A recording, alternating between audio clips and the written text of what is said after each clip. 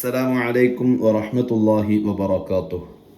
ബിസ്മില്ലാഹിർ റഹ്മാനിർ റഹീം. അൽഹംദുലില്ലാഹി റബ്ബിൽ ആലമീൻ. അസ്സലാത്തു വസ്സലാമു അലാ അഷ്റഫിൽ മുഖ്ലൂഖീൻ വഅലാ ആലിഹി വസഹ്ബിഹി അജ്മഈൻ. അമ്മാ ബഅദ്.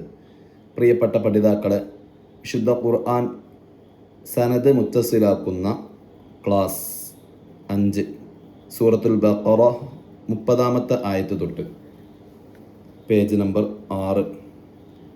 أعوذ بالله من الشيطان الرجيم. بسم الله الرحمن الرحيم. وإذ قال ربك للملائكة إني جاعل في الأرض خليفة قالوا أتجعل فيها من يفسد فيها ويسفك الدماء ونحن نسبح بحمدك ونقدس لك قال إني أعلم ما لا تعلمون. وعلم آدم الأسماء كلها ثم عرضهم على الملائكة فقال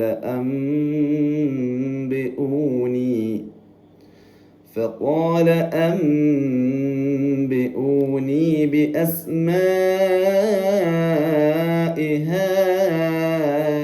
هؤلاء إن كنتم صادقين. قالوا سبحانك لا علم لنا إلا ما علمتنا إنك أنت العليم الحكيم. قال يا آدم أنبئهم بأسمائهم فلما أنبأهم بأسمائهم قال ألم أقل لكم إني أعلم غيب السماوات والأرض وأعلم ما تبدون وما كنتم تكتمون. وإذ قلنا للملائكة اسجدوا لآدم فسجدوا إلا إبليس أبى واستكبر وكان من الكافرين. وقلنا يا آدم اسكن أنت وزوجك الجنة وكلا منها رغدا حيث شئتما ولا تقربا هذه الشجرة فتكونا من الظالمين. فأزلهما الشيطان عنها فأخرجهما مما كانا فيه وقلنا اهبطوا بعضكم لبعض عدو ولكم في الأرض مستقر ومتاع إلى حين. فتلقى آدم من ربه كلمات فتاب عليه إنه هو التواب الرحيم. ഈ ഭാഗത്ത് ശ്രദ്ധിക്കാനുള്ളത് വഇദ് ദാലിൻ്റെ മഖ്റജ് നാവിൻ്റെ തലയും മേലെ മുൻപല്ലിൻ്റെയും തലയാണ്. നാവൽപ്പം പുറത്ത് വരും. വഇദ് ഖാല എന്ന് പറയുള്ളൂ. ഖാഫിൽ ഇസ്തിഅല ഉണ്ട്, അതിനെ നീട്ടാനുള്ള അലിഫിലും ഇസ്തിഅല കൊടുത്തിട്ട് വഇദ് ഖാല അങ്ങനെ പറയാം. റബ്ബുക ലിൽ മലായികതി ലിൽ മലായിക്കത്തി മദ് മുത്തസിലാണ്. മദ്ദക്ഷരത്തിന് ശേഷം അതേ പദത്തിൽ തന്നെ ഹംസ വന്നതുകൊണ്ട് മദ് മുത്തസിലാണ്. 2.5 അലിഫിൻ്റെ ഖദർ നീട്ടൽ നിർബന്ധമാണ്. ഇന്നി ജാഇലുൻ ഫിൽ അർളി ഖലീഫ. ജാഇലുൻ ഫിൽ അർളി, തൻവീന് ശേഷം ഫ എന്നാൽ ഇഖ്ഫ ഉണ്ട്. ഫിൽ അർളി, ഹംസ കൊണ്ട് തുടങ്ങുന്ന പദത്തിൻ്റെ തുടക്കത്തിൽ അലിഫ് ലാം ഉണ്ടാകുമ്പോൾ ഫിൽ അർളി ആകുമ്പോൾ ലാമിന് ശബ്ദ വന്നാൽ പ്രശ്നമാണ്. ഫിൽ അർളി ആകാൻ പാടില്ല. ഫിൽ അർളി, ഫിൽ അർളി എന്ന് തന്നെ ഓതണം. ഖലീഫതൻ ഖാലു, കൂട്ടി ഓതലാണ് നല്ലത്. അതിനാണ് സില എഴുതി കൊടുത്തിട്ടുള്ളത്. അൽ വസ്ലു ഔല, കൂട്ടി ഓതാൻ പറ്റും, നിർത്താനും പറ്റും. ഏറ്റവും നല്ലത് അൽ വസ്ലു, കൂട്ടി ഓതലാണ് ഏറ്റവും നല്ലത്.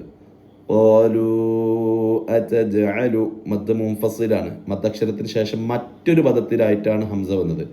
മദ്ദക്ഷരമാകുന്ന വാവിന് ശേഷം ഹംസയുണ്ട്, തൊട്ട് ശേഷം ഹംസ ഉണ്ട്, പക്ഷെ മറ്റൊരു പദത്തിലായിട്ടായതുകൊണ്ട് മദ് മുൻഫസിലാണ്. 2.5 വരെ നീട്ടാം.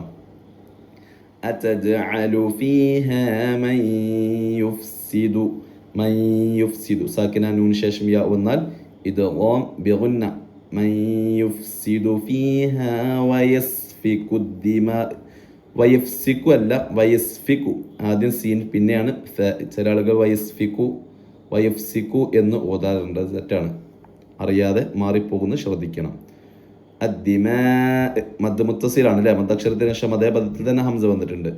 വനഹ്നു നുസബ്ബിഹു ബിഹംദിക വനുഖദ്ദിസു ലക്, ബിഹംദിക വനുഖദ്ദിസു ലക്.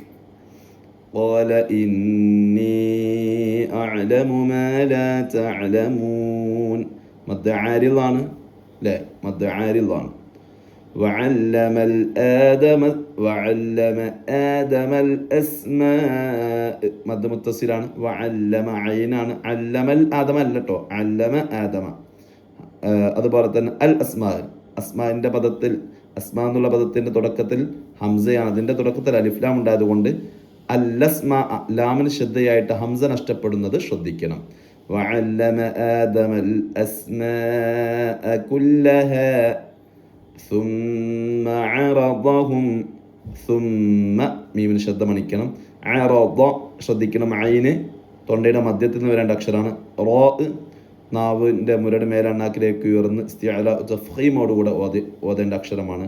റോഇന് ഫത്ഹാകുമ്പോൾ ശേഷമുള്ള വാദിനും അങ്ങനത്തെയാണ്, ഇസ്തിഅലയും തഫ്ഖീമും കൊടുക്കണം. ثم عرضهم, ളാദിൻ്റെ ളാദാണ് ഇത്. ളാദിൻ്റെ മഖ്റജ് നമുക്കറിയാം, നാവിൻ്റെ 2 അരു മേലെ അണപ്പല്ലുകളോട് ചേർന്ന് ഉച്ചരിക്കണം. ثم عرضهم على الملائكة فقال